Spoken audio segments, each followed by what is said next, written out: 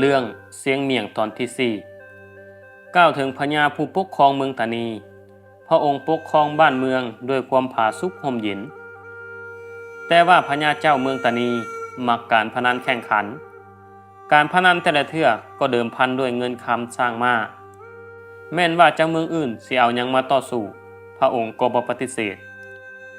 สิ่งที่โด่งดังในเชิงการพนันก็คือการเอาหัวล้านชนกันผ่านมาปรากฏว่าหลายหัวล้านเมืองเอาหัวล้านชนกับหัวล้านเมืองตานีก็หัวแตกหัวบวมไปตามๆกันเพื่อเป็นการสร้างชื่อเสียงและสร้างรายได้ให้แก่เมืองตานีพญาผู้ปกครองเมืองก็สั่งให้พวกเสนาอำมาตย์นำเอาคนหัวล้านออกไปเที่ยวท่าชนกับหัวเมืองต่างๆพวกเสนาอำมาตย์ก็เกียมเรือสะเพา500 ลำออกไปสู่เมืองทวารวดีซึ่งเป็นเมืองของเสียงเมียงอยู่หลังจากเรือสะเพา500 ลำเข้าจอดเทียบท่าแล้วก็บอกถึงจุดประสงค์ว่าอยากมาท่าแข่งเอาหัวล้านชนกันเสนาอำมาตย์จึงเข้าไปกราบทูลต่อพญาเมืองทวารวดีให้รับรู้ปรากฏว่าพระองค์ก็มีความยินดีและบอกเสนาอำมาตย์ไปบอกนายเรือสำเภาผู้มาท่าแข่งเข้ามาพบฝ่ายพ่อข้าสำเภาเมื่อได้รับคำสั่งพวกเขาก็เฝ้าเข้าไปเฝ้าพญาเมืองทวารวดี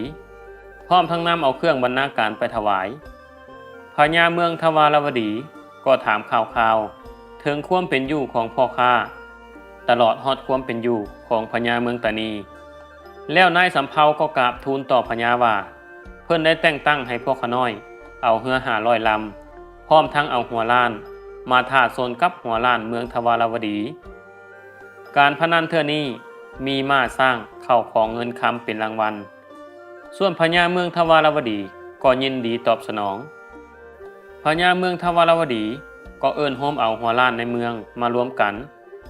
พระองค์ได้ถามพวกหัวล้านทั้งหลายว่าใครมีความสามารถจะชนกับหัวล้านของเมืองตานีถ้าหากเอาชนะมาได้จะแบ่งเงินคำรางวัลให้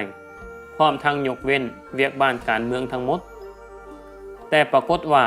พวกหัวล้านแต่ละคนไผก็บ่กล้าจะสู้กับหัวล้านแห่งเมืองตานีได้พญาเจ้าเมืองทวารวดีคิดน้อยใจผู้เดียวว่าถ้าบ่มีหัวล้านคนใดกล้าอาสาก็จะเสียเกียรติเสียศักดิ์ศรีของเมืองแท้ๆพระองค์จึงสั่งให้คนหับไส้ไปนำเอาน้องชายของพระองค์คือเสียงเมียงมาพบคนหับไส้ก็เฝ้าไปนำเอาเสียงเมียงมาทันทีเมื่อเสียงเมียงมาฮอดจึงถามพญาว่ามีเหตุการณ์หยังเกิดขึ้นจึงมีคำสั่งให้ผู้ข้าเข้ามาพบด่วนแบบนี้พญาจึงเว้ากับเสียงเมียงว่าเดี๋ยวนี้เมืองตานีเพิ่นได้เอาหัวล้านมาท่าชนกับเมืองเฮาแต่พวกเฮาบ่มีหัวล้านจักคนพอจะสู้กับเขาได้เดี๋ยวนี้หัวล้านอยู่เมืองเฮาเท่าที่ถามมาไผๆก็บ่กล้าสู้กับพวกเขาเลยพอเสียงเมียงได้ฟังพญาเว้าก็หัวขึ้นกากๆพร้อมทั้งเว้าอวดว่าของตายๆซ้ำนี้สิไปฮ้อนไปเครื่องเฮ็ดอีหยังขอพระองค์จงสบายใจได้หัวล้านเขามีแต่เพียงหัวเดียวหัวล้านเฮามีเต็มบ้านเต็มเมืองผู้ข้าสิจัดการเรื่องนี้เองถึงแม่นสิเก่งปานใดก็บ่ย่านบ่กลัวสิเอาชนะมันให้ได้พ่อพญาได้ยินแบบนั้นก็รู้สึกดีใจหาอันเปรียบบ่ได้เมื่อได้ยินว่าเสียงเมียงขานอาสาจะต่อสู้แบบเอาจริงเอาจังแนวนั้นมื้อต่อมาเสียงเมียงก็ประกาศให้บรรดาพวกหัวล้านทั้งหลายมาเต้าโฮมกันอยู่สนามหลวงเพื่อสิได้คัดเลือกเอาหัวล้านตามตำราของเสียงเมียงเองเมื่อคนหัวล้านมาโฮมตัวกันอยู่สนามหลวงแล้วพวกหัวล้านบางคนก็ถือของต้อนของฝากมาให้เพื่อเอาใจเสียงเมียงเฉพาะหัวล้านอยู่ในซานเมืองมีประมาณ 3,000 คนและยังหัวล้านที่มาจากเขตนอกเมืองตื่มอีกพวกคนหัวล้านนอกจากสิเอาเครื่องต้อนมาต้อนเสียงเมียงแล้วบางคนก็อ้อนวอนห้องขอว่าตนเองเฒ่าแก่ชราแล้วบ่มีเหือแหงขอให้น้องพญาโพดผายอีตนสงสารแน่ทอนเสียงเมียงก็บ่สนใจต่อคำอ้อนวอนนั้นเลยเสียงเมียงออกคำสั่งให้หัวล้านทุกคนเต้าโฮมกันแล้วเลี้ยนแถวเป็นระเบียบจะได้คัดเอาคนดีๆพวกหัวล้านก็ปฏิบัติตามคำสั่งของเสียงเมียงโดยบ่มีผู้ใดกล้าขัดขืนแล้วเสียงเมียงก็เริ่มเลือกหัวล้านเป็นแต่ละภาคส่วนไปเพราะมีหัวล้านหลายแบบแตกต่างกันบางคนล้านแต่ทางหลังทางหน้าผากยังมีผม บางคนล้านแวดล้อมเป็นย่อมอยู่จอมขวัญเบิ่งคือจอมโพนเพียงบางคนล้านอ้อมจอมขวัญบางคนล้านหน้าผากเขินเป็นเดินคือเนินนาบางคนล้านผมบ่มีจักเส้นเหลียวเบิ่งแล้วปานบาทคู่บาส่วนหัวล้านที่เสียงเมียงเลือกได้คือหัวล้านหางใหญ่อยู่ถึงหัวผมบ่มีจักเส้นเมื่อได้หัวล้านตามประสงค์แล้วเสียงเมียงก็มอบเงินคำให้เป็นแสนๆทั้งเสื้อผ้าอาภรณ์ให้แก่หัวล้านคนนั้นพร้อมทั้งแนะนำวิธีต่อสู้ให้ต้องได้ใส่ไหวพริบใส่สติปัญญาจึงสิเอาชนะเขาได้ส่วนพวกหัวล้านที่บ่ถึกโศกถึกตำราเสียงเมียงก็บอกให้พวกเขากลับคืนเมื่อหาลูกหาเมียของไผลาวหลังจากนั้นเสียงเมียงก็สั่งให้คนซอกเกียร์มาหลายๆมาพันเป็น3แขวใหญ่ยาว3 วา 4 เซนเท่ากันเอาขนควายมาโอบทางนอกให้เบิ่งคือกับเสือกหนังควายสั่งให้ไปเอาลำสโนให้ได้ความยาว3 วาใหญ่ซ้ำกับสากตำข้าวเปลือกแล้วเอาสีมาทาให้มันคือไม้ขยุงแต่ละภาคส่วนจงเฮ็ดให้แล้วไวและถึกตามแผนแบบเข้มงวดที่สุด20 มื้อต่อมาเสียงเมียงก็เป้าเตือนให้ชาวบ้านชาวเมืองทั้งหลายระมัดระวังให้อัดประตูเฮือนซานมอดฟืนมอดไฟห้ามออกนอกเฮือนเดินทางไปมาทุกคนต้องอยู่แบบสงบเสงี่ยมพร้อมทั้งสั่งให้พวกพ่อค้าสะเพาให้พากันยับเฮือสะเพาออกจากฝั่งไปจอดอยู่กลางวังและให้เสื่องคนหัวล้านของพวกเขาไว้ให้ดีอย่าให้ออกมาเพ่นพ่านตามเฮือสะเพาเด็ดขาดเพราะว่ามื้อนี้พวกเขาสิเอาหัวล้านมหาสมบัติลงอาบน้ำพวกพ่อค้าจึงต้องปฏิบัติตามย้ายสะเพาออกไปจอดอยู่กลางวังและเสื่องหัวล้านของพวกเขาอยู่เฮือสะเพาในห้องแล้วพากันลักคอยจอบเบิ่งว่าหัวล้านแห่งเมืองทวารวดีสิโหดร้ายเพียงใดคือว่าตีข้องห้องเปล่าประกาศชาวบ้านชาวเมืองให้ระมัดระวังย่านหัวล้านจะทำให้เบิ่งคือว่าหัวล้านคนนี้คือสิพิลึกพิโลเอาแท้เอาว่าเมื่อได้โอกาสเลิกงามยามดีเสียงเมียงก็เบิกโตหัวล้านมหาสมบัติออกจากโฮงโดยได้ใส่เสื้อเกียร4 เส้นผูกแอวเส้นหนึ่งดึงไปทางหน้าเส้นหนึ่งดึงขึ้นหลังเส้นหนึ่งดึงไปทางข้างขวาเส้นหนึ่งดึงไปทางข้างซ้ายแต่ละเส้นให้คนดึงจนสุดสายเสือกเสียงเมียงสั่งเด็ดขาดว่าให้ดึงเสือกเข่งตึงไว้เสมออย่าให้เส้นได้ยานและดึงแห้งเกินไปอย่ามันขาดและสิเสียแผนหากภัยผิดพลาดจะมีโทษมหันต์พร้อมทั้งบอกผู้ที่ถือค้อนสโนให้แบกค้อนกำกับทุกด้านหากว่าหัวล้านมหาสมบัติใจให้ขึ้นให้ใส่ค้อนทุบตีทันทีโลดปรากฏว่าชาวเมืองพากันลักลี้เบิ่งเป็นแถวบางคนทางย่านแต่ก็อยากเห็นตามทางมีคนลักจอบเบิ่งบางคนก็ขึ้นต้นไม้บางคนก็ปีนหัวบางคนเจาะฝาเฮือนเบิ่งก็มีขบวนแห่ล้านมหาสมบัติไปอาบน้ำได้ยุดอยู่แคมป์ท่าต่อหน้าสะเพา500 ล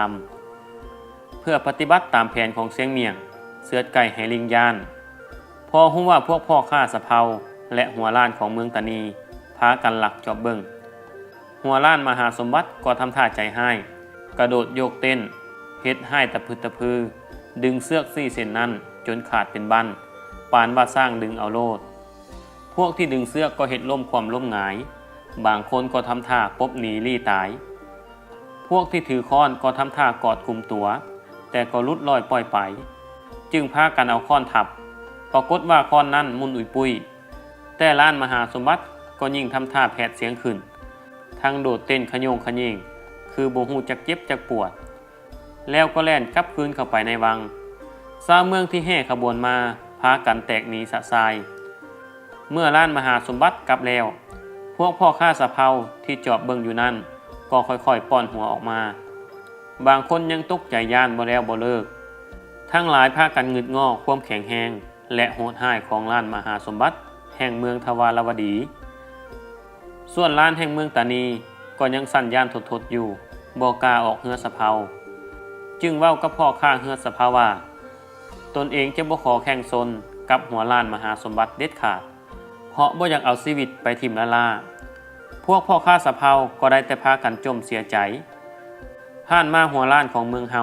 ก็นับว่าเป็นหนึ่งซึ่งเคยชนะหัวล้านเมืองอื่นๆมาหลายเทื่อแล้วแต่บัดนี้พากันมาให้เพิ่นหัวขวัญเยาะเย้ยขายหน้าขายตา เมื่อเป็นแนวนั้นพวกพ่อข้านายสะเพาก็จำเป็นต้องพากันกราบทูลพญาเมืองทวารวดีกลับเพื่อยอมจำนนพร้อมทั้งนำเอาเครื่องพนันทั้งหมดมาถวายแก่พระองค์พวกพ่อข้าเฮือสะเพายังเว้าโอหังเอาหน้าว่าหัวล้านของพวกเขาบ่สบายมีอาการไข้ขึ้นกระทันหันหากบ่เป็นไข้ก็สิลองสู่เบิงบัดนี้พวกขน้อยทั้งหลายขอกราบทูลลากลับเมื่อบ้านเมืองก่อนพญาเมืองทวารวดีก็ฝากความคิดฮอดคิดถึงเสี่ยวพญาเมืองตานีหลังจากนั้นพวกเขาก็เอาเรือสะเพา500 ลำออกจากท่าเดินหน้าสู่เมืองตานีเป็นเวลาหลายเดือนจึงฮอดเมืองตานีต่อมาพวกเขาก็พากันเข้าเฝ้าพญาเมืองตานีแล้วกราบทูลเรื่องทั้งหมดที่เกิดขึ้นโดยยกให้เห็นถึงความแข็งแรงและความโหดร้ายของหัวล้านเมืองทวารวดีนั้นปานสร้างสารเอาโลดหัวล้านของเมืองเฮาบ่สามารถจะสู้ได้หากฟื้นสู้แม่นจะตายทิ่มละล่าฝ่ายพญาเมืองตานีก็เว้ากับพวกพ่อค้าสะเพาว่าพวกเฮาชนะและได้เงินคำจากการพนันมาหลายแล้วมาเสียเทื่อเดียวนี้สิเป็นหยังอย่าพากันเสียอกเสียใจเลยก้าวถึงเสียงยานซึ่งเป็นลูกของพญาเจ้าเมืองแห่งหนึ่งตั้งอยู่แค่แม่น้ำใหญ่สายหนึ่งทางชายแดนของเมืองทวารวดีตามการเล่าลือกันว่าอยู่เขตเมืองแห่งนี้เรื่องพญาปัญญาแล้วยกโป้ให้เสียงยานคนเดียวคิดว่าในโลกนี้จะบ่มีสองอีกแล้วเว้นแต่พระอินทร์พระพรหมอยู่ถึงฟ้าพูนว่าบ่สร้างสิเก่งกว่าเสียงยานมื้อหนึ่งเสียงยานได้ยินเขาซาลือกันว่าเสียงเมียงอยู่ในเมืองทวารวดีเป็นผู้มีพญาปัญญาเหนือมนุษย์ธรรมดาเสียงยานฮู้เรื่องนี้ก็คิดเครียดแค้นอุกอั่งมโนในว่าเสียงเมียงมีปัญญาเก่งกล้าเป็นคู่แข่งของตนแต่เสียงยานก็ยังอวดโม้ตัวเองว่าแนวใดพญาของเสียงเมียงก็บ่เท่าตนเด็ดขาดเสียงยานจึงคิดอยากพิสูจน์พญาของเสียงเมียงว่าจะสมเขาซ่าเขาลือแท้บ่เสียงยานจึงตดใส่บังไม้ไผ่หลายเทื่อจนเต็มแล้วก็อัดไว้บ่ให้ตดฟิวออกได้เมื่อเสียงยานตดใส่บังไม้ไผ่เต็มแล้วก็พายบังตดนั้นมุ่งหน้าเข้าไปสู่ในเมืองเพื่อซอกหาตัวเสียงเมียงถ้าหากพบเห็นสิเอาตดให้มันดมลองเบิ่งเสียงยานเดินทางบ่พอมือก็เข้าฮอดในตัวเมืองเสียงยานพายบังตดรอบบ้านถามหาเฮือนของเสียงเมียงในที่สุดก็ได้พบกับเสียงเมียงแต่เสียงยานบ่ฮู้ว่าไผคือเสียงเมียงเพราะบ่เคยเห็นเสียงเมียงมาก่อนเสียงยานเลยถามเสียงเมียงว่าเจ้าฮู้จักเฮือนของเสียงเมียงได้บ่บอกค่อยแด่ว่าอยู่ไสเสียงเมียงก็ทำท่าถามคืนว่าเจ้ามีเวียงหยังกับเสียงเมียงจึงซอกหาเฮือนซานของมันเสียงยานตอบว่าได้ยินคนเขาซ่าลือว่าเสียงเมียงมีพญาปัญญาเก่งกล้าค่อยสิเอาตดอยู่ในกระบังนี้ไปให้มันดมเพื่อให้พญาปัญญามันลุยปูฝ่ายของเสียงเมียงจึงตอบเสียงยานว่าเฮือนของเสียงเมียงอยู่ทางพุ่นซื้อมือค่อยไปนี่ละเสียงเมียงถามเสียงยานตื่มว่าเจ้าพายบังตดนี่มาดนแล้วบ่เสียงยานก็ตอบว่าโดนเติบเกือบฮอดมือแล้วเสียงเมียงก็ถามอีกว่าเจ้าเดินทางมานี่ได้ข้ามน้ำข้ามห้วยมาจากสายแล้วเสียงยานก็ตอบแบบซื่อๆว่าได้ข้ามน้ำข้ามห้วยมาหลายสายแล้วจนนับบ่ถ้วนก่อนสิมาฮอดบอนนี้เสียงเมียงก็แกล้งท่วงขึ้นด้วยความเป็นห่วงว่าปาโทบังตดนี้ตั้งโดนเป็นมือยังข้ามน้ำข้ามห้วยบ่จักสายคันสั้นบ่แม่นกินในบังนั้นมันเหยเบิดแล้วบ่ลองไข่ดมเบิ่งดูถ้ามันเหยข่อยสิตดใส่ตื่มแล้วให้มันเหม็นๆจึงให้เสียงเมียงดมจนล่มทั้งหงายพุ่นนาข่อยก็สั่งมันคือกันบักเสียงเมียงนี่เสียงยานฮู้เท่าบ่ถึงการจึงเฝ้าไขบังตดออกมาสูบดมทันทีพอแต่เปิดมากลิ่นเหม็นจนเห็นให้เสียงยานล่มทั้งยืนแล้วเสียงยานก็เฝ้าอัดคืนไว้เสียงเมียงเห็นแนวนั้นจึงด่าหน้าเสียงยานว่าจังแม่นมึงสาดสั่วแท้นออดสาตดใส่บังพายมาแล้วก็ดมเองก็กูนี่ละโตเสียงเมียงให้มึงจื้อจำเอาไว้ดีๆพญาพ่อปานมึงนี่บ่สิมาแข่งกูได้เมื่อเสียงยานได้ฟังถอยคำด่าทั้งเว้าประจานและเสียดสีของเสียงเมียงเสียงยานก็อับอายขายหน้าที่สุดพออยากมุดดินหนีไปบ่อยากให้ไทยบ้านไทยเมืองเห็นหน้ามีมือหนึ่งพญาเมืองทวารวดีเป็นไข่ฝ่ายมเหสีพร้อมเสนาอำมาตย์คันผู้ใหญ่ ภัยก็เป็นห่วงเป็นใยนำสุขภาพของพระองค์จึงพากันนิมนต์เอาครูบาอาจารย์มาสู่ต่อดวงชะตาราศีและทั้งไส้ให้หมอมนต์หมอโหนเพื่อมาทำนายทายทักเบิ่งดวงชะตาว่าจะดีหรือห้ายประการใดพวกหมอโหนขีดเขียนคิดไล่ทั้งประเภทกระดานและแผ่นผ้าต่างก็พากันลงเลขตั้งแล้วทายว่าพญาเมืองทวารวดีเกิดปีเป้าถ้าเบิ่งตามแผ่นผ้าแล้วปีนี้พระองค์มีเคราะห์ให้เพราะว่าปีนี้เพิ่งแมวแต่พระหัตถ์แขนหักจ้องเอาไว้จึงบ่ให้แห้งพอปานใดคอยปิ้นปัวไปจักหน่อยก็จะดีเองเมื่อฮู้ว่าพญาบ่สบายเสียงเมียงน้องซ้ายก็เข้าเฝ้าเยี่ยมยามเบิ่งอาการของพระองค์เสียงเมียงทำท่าคำเบิ่งคิงของพญาแล้วก็เว้าขึ้นว่าพญาจะตายในวันถน7นี้แบบบ่ต้องสงสัยปรากฏว่าเจ้าขุนมุนนายผู้ใหญ่ไผได้ยินก็เฝ้านำเอาเรื่องราวดังกล่าวขึ้นกราบทูลให้มเหสีรับรู้ด่วนฝ่ายมเหสีก็เป็นฮ้อนเป็นหนบางคนก็ห้องไห้โฮนำนางสนมน้อยใหญ่ก็พลอยถูกโศกไปนำเพราะคิดว่าพระองค์จะตายภายในวันถน7คือความเสี่ยงเมี่ยงเว้าแท้มเหสีจึงสั่งให้เปิดพระคลังหลวงนำเอาเงินคำออกมาเฮ็ดบุญเฮ็ดทานให้ทั้งหาหมอยามาปิ้นปัวทั้งสูตรสะดอกเคราะห์เข็นเว้นภัยขอให้พระองค์มีอายุยืนยาวฮอดเฒ่าฮอดแก่อยู่มาบ่ดลปรากฏว่าพระองค์ทรงหายไม้ดีบ่เจ็บบ่ป่วยอีกเมื่อพญาหายดีแล้วจึงสั่งให้คนไปนำเอาตัวเสียงเมียงมาแล้วพระองค์ก็ถามด้วยความอยากให้ว่ามื้อนั้นมึงสร้างมาทายดูกูว่ากูสิตายภายใน7 วันคือบ่เห็นมันคิวมึงไปได้สูตรได้ตำรามาแต่ทางไหนพอเสียงเมียงได้ยินก็กราบทูลว่าคำทายของผู้ข้านั้นถูกต้องทุกประการบ่ว่าแต่พระองค์ภัยก็จะตายภายในวันถน7คือกันทั้งหมดตั้งแต่วันจันทร์ฮอดวันอาทิตย์ภายใน7 วันนี้บ่แม่นวันใดก็วันหนึ่งไผสิมีฮอด8 วันจักเทื่อฝ่ายพญาถึงอยากให้แฮงอยากด่าเสียงเมียงหาว่าเป็นผู้ใส่ความให้ใส่ตนแต่หากคิดเบิ่งดีๆก็แม่นความมันหลังจากเจ้าเมืองตานีได้เสียเขาของเงินคำย้อนไปแข่งซนหัวล้านกับเมืองทวารวดีแล้วพญาเมืองตานีก็ยังคิดหาวิธีจะเอาชนะพญาเมืองทวารวดีให้ได้คราวนี้พญาเมืองตานีจะได้จัดส่งพระสงฆ์ไปโจทย์แก้กับพระสงฆ์ฝ่ายเมืองทวารวดีเมื่อพญาเมืองตานีคิดแต่แนวนั้นก็สร้างให้เสนาไปนิมนต์พระราชครูอยู่วัดองค์ทรงคุณวุฒิและมีความเฉลียวฉลาดในเรื่องพระสูตรพระวินัยและพระอภิธรรมให้มาปรึกษาหารือภายหลังพระสงฆ์ได้เข้าพบพญาเมืองตานีก็ได้ถามว่าท่านพระองค์ทั้งหลายมีไผที่มีความรู้ในอัฏฐบาลี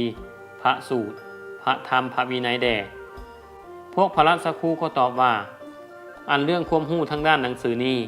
ก็พอสิสู่เขาได้อยู่ดอกฝ่ายพญาเมืองตานีก็รู้สึกปิติยินดีหลายว่าพระสงฆ์เมืองตนมีความรู้ความสามารถเรียนรู้ทุกอย่างบ่เสียแฮงเลี้ยงเขาคิดว่าสิรู้แต่อ่านโค้งลินละลาพญาเมืองตานีจึงสั่งให้พระสงฆ์พากันค้นคว้าหนังสือกะเกี่ยมซอกหาคำถามและคำตอบให้พร้อมเพื่อไปโจทย์แก้กับพระสงฆ์เมืองทวารวดีเทื่อนี้เฮาเป็นฝ่ายไปท่าพนันฮอตบอลอีกถ้าฝ่ายเฮาชนะเขาจะต้องมอบเมืองให้เฮาเป็นเมืองสวยของพวกเฮาถ้าหากเขาชนะเฮาจะได้เสียทรัพย์สินพร้อมทั้งเขาของเงินคำและผลไปให้เขาทุกประการเมื่อมีการตกลงกันนั้นแล้วหลังจากนั้นพญาเมืองตานีก็ได้สั่งให้ห่างหากะเกียมเครื่องของมีทั้งคนเป็นหมื่นๆอันประกอบไปด้วยบ่าวสาวและพ่อลูกแม่เมียพร้อมทั้งมีนักปราชญ์ศาสตราจารย์เพื่อไปปรึกษาหารือมีเข้าของเงินคำอันล้ำค่าอย่างมหาศาลหาอันเทียบบ่ได้บรรทุกเต็มเรือสะเพา500 ลำพอเห็นว่าการกะเกียมเครื่องของเป็นที่เรียบร้อยแล้วก็นิมนต์พระสงฆ์ที่มีความรู้ความสามารถลงสู่เรือสะเพาแล้วก็พากันมุ่งหน้าไปสู่เมืองทวารวดีโดยความคึกคืนม่วนซื่นผ่านไปหลายมื้อก็เดินทางมาฮอดเมืองทวารวดีซุ่มบ่าวสาวในเรือสะเพาต่างก็พากันเว้าหยอกใหญ่ซุ่มบ่าวสาวเมืองทวารวดีเมื่อเรือสะเพาเข้าจอดเทียบท่าเป็นที่เรียบร้อยแล้วทางฝ่ายเมืองตานี ก็แจ้งให้เสนาเมืองทวารวดีไปกราบทูลให้พญาเจ้าเมืองฮู้ว่าเดี๋ยวนี้พญาเมืองตานีได้ส่งขบวนพระสงฆ์มาโจทย์แก้ปัญหากับพระสงฆ์แห่งเมืองทวารวดีเมื่อพระองค์ได้ยินก็ปิติยินดีจึงสร้างให้เสนาอามาตย์จัดงานต้อนรับเป็นอย่างดีพร้อมทั้งเชิญแขกแห่งเมืองตานีเข้าเฝ้าและตกลงมือวันเวลาเป็นที่เรียบร้อย หลังจากนั้นพญาเมืองทวารวดีก็สร้างให้เสนาไปนิมนต์พระสงฆ์ในเมืองมาร่วมของประชุมด่วนพอพระสงฆ์มาเต้าโฮมกันอยู่ในโรงหลวงอย่างหลวงหลายแล้วพญาจึงถามพระสงฆ์ทั้งหมดว่าองค์ใดมีความรู้เรื่องพระสูตรพระธรรมพระวินัยแด่ซึ่งจะสู่กับพระสงฆ์ฝ่ายเมืองตานีได้เพื่อจะมาโจทย์แก้ปัญหาหากเฮาเสียตอบเขาบ่ได้แม้แต่คำเดียวเมืองของเฮาก็จะตกเป็นเมืองสวยให้แก่เมืองตานีทันทีสำหรับพระสงฆ์จากเมืองตานีนั้นมีความรู้ความสามารถจริงแท้ถ้าเขาบ่แน่ใจก็คงจะบ่มีไผกล้ามาท่าฮอดเมืองเฮาดอกพอได้ยินเรื่องราวความสามารถของพระสงฆ์แห่งเมืองตานีและการพนันนี้ก็แม่นเอาบ้านเมืองเป็นเดิมพันเฮ็ดให้พระสงฆ์เมืองทวารวดีเก่งขามสั้นเส้นบ่มีองค์ใดกล้าขานอาสาเลยบางองค์ก็อ้างว่าตนเองหาก็บวชบ่ทันได้เรียนเรื่องธรรมวินัยหลายบางองค์ก็อ้างว่าตนเองบวชดลแต่ก็ได้เพียงแต่เรียนสูตรเรียนเทศเท่านั้นถ้าหากให้ไปแข่งก็ย่านเสียบ้านเสียเมืองและอับอายขายหน้าอีกพระสงฆ์ทั้งหลายต่างก็พากันยินยอมหากแม้นว่าพญาจะให้และลงโทษหากบ่มีพระองค์ใดขานอาสาก็ตามแต่ก็บ่มีพระองค์ใดมีความสามารถแท้ๆพญาเมืองทวารวดีบ่ฮู้จะเฮ็ดแนวใดจึงสั่งให้เสียงเมียงเข้าพบเพื่อปรึกษาหารือเมื่อเสียงเมียงมาฮอดก็ว่ามีเหตุให้เหตุด่วนอันใดน้อจึงสั่งให้ขาน้อยหีบเฝ้าเข้ามาเข้าเฝ้าแบบนี้พญาก็เล่าให้ฟังทุกอย่าง